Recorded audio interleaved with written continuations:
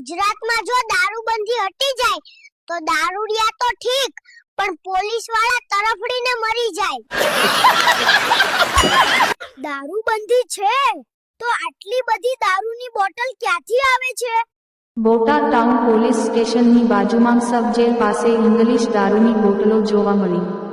જો પોલીસને પોલીસ સ્ટેશનની બાજુમાં આ બોટલો પર નજર પડી નથી તો બોટાદમાં દારૂ બેફામ દારૂ વહેંચાઈ રહ્યો છે તે ક્યાંથી નજરમાં આવે?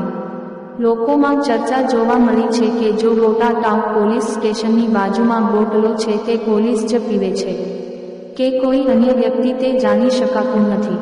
હવે ખબર એવી છે કે બોટાદ ટાઉન પોલીસ બુટલેગરો પાસેથી હપ્તા વસૂલી કરતા હોય એવું લોકોને લાગી રહ્યું છે।